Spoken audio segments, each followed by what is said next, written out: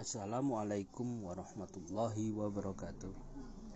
Alhamdulillah, assalatu wassalamu ala rasulillah wa ala alihi wa ashabihi wa mawalah.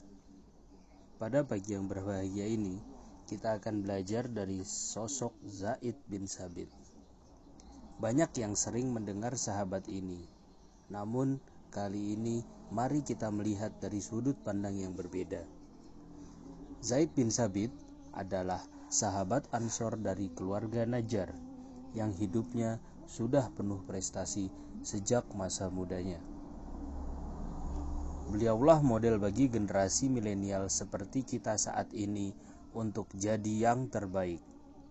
Di masa remajanya, Zaid sudah dilihat Rasulullah SAW sebagai anak muda yang multi talenta.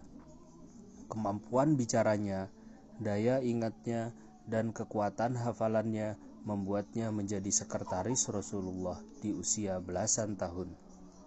Zaid memberikan inspirasi pada kita bahwa anak muda punya peluang jadi bintang tanpa harus menghabiskan umurnya dahulu.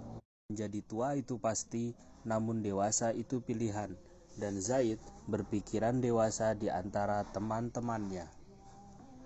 Sebagai anak muda, ia mendapatkan perhatian khusus oleh Rasulullah SAW. Ia pemuda cerdas dan mempunyai kemampuan tulis-menulis. Di antara hal yang membuat Zaid bin Sabit cemerlang adalah kejeniusannya mempelajari bahasa kaum lain dalam waktu yang sangat singkat. Rasulullah SAW mulai mengetahui kecerdasannya sejak suatu kali Zaid diajak bertemu beliau dan mentasmi beberapa surat Al-Quran.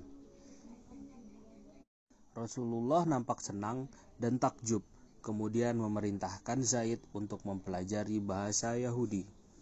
Dengan menakjubkan, hanya 15 hari saja Zaid sudah mampu mempelajari dan memahami bahasa kitab Yahudi. Sejak itulah ia selalu jadi sekretaris Rasulullah dalam urusan diplomasi dengan orang-orang Yahudi di Madinah. Ketika Rasulullah SAW memulai dakwah kepada para raja dan kaisar di negeri Arab, Zaid menjadi salah satu penulis surat-surat tersebut karena kemampuan bahasanya. Sejak itu pula banyak wahyu turun dan Rasulullah memanggil Zaid untuk menuliskannya.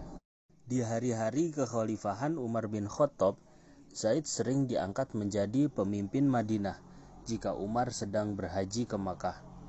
Beliau pula dideklarasikan menjadi satu dari 6 ahli fatwa dari kalangan sahabat, dan Zaid bin Sabit menjadi yang paling muda di antara mereka. Selain kecerdasannya di ilmu Al-Quran dan ilmu bahasa, Zaid juga ahli dalam bidang waris. Muhammad bin Sirin berkata, Zaid bin Sabit mengalahkan umat manusia dalam 2 hal besar, yaitu Al-Quran dan ilmu waris.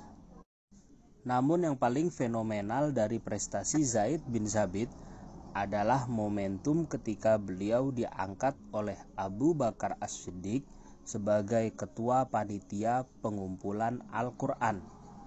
Semua sahabat setuju ketika disebutkan nama Zaid. Kemudian mereka berkata, "Wahai Zaid, engkau adalah anak muda yang cerdas dan kami tak meragukanmu. Engkaulah penulis wahyu Rasulullah, maka carilah, kumpulkanlah semua tentang Al-Quran." Tugas ini tentunya tidaklah main-main, karena dibutuhkan tanggung jawab yang besar dalam penyusunannya. Dibutuhkan orang yang cerdas dan kuat hafalannya, yang bisa menyusun Al-Quran sedemikian rupa. Dan Zaid bin Sabit mengerjakannya dengan sangat hati-hati serta teliti dalam mengumpulkan lembaran-lembaran catatan dan hafalan yang disimpan oleh para sahabat. Selanjutnya dicocokkan dengan hafalan miliknya sendiri, hingga ia menyelesaikannya dalam waktu hampir 1 tahun. Zaid bin Sabit wafat di era kekhalifahan Muawiyah bin Abi Sufyan. Orang-orang sangat kehilangannya, apalagi para pencinta ilmu dan penggali hikmah. Ulama sekaliber Ibnu Abbas saja sampai berkata di hari dimakamkannya Zaid, hari ini telah dimakamkan ilmu yang sangat banyak. Dari kisah tersebut, kita bisa mengambil banyak pelajaran dari Zaid, di mana kita diharuskan untuk menjadi pemuda yang tangguh, cerdas, dan penuh semangat. Zaid menggunakan kecerdasannya di jalan Allah Subhanahu wa Ta'ala. Sebagai pemuda, ia tak malas untuk menghafal Al-Quran, belajar bahasa asing untuk membantu dakwah Rasulullah. Ia terus menimba ilmu hingga ia berhasil menjadi penyusun mushaf pertama. Tentunya banyak hal yang inspiratif yang bisa kita contoh darinya. Semoga bermanfaat dan menginspirasi kita semua. Sekian Al-Hikayah pagi ini. Wabillahi taufiq wal hidayah, warridho wal inayah. Wassalamualaikum warahmatullahi wabarakatuh.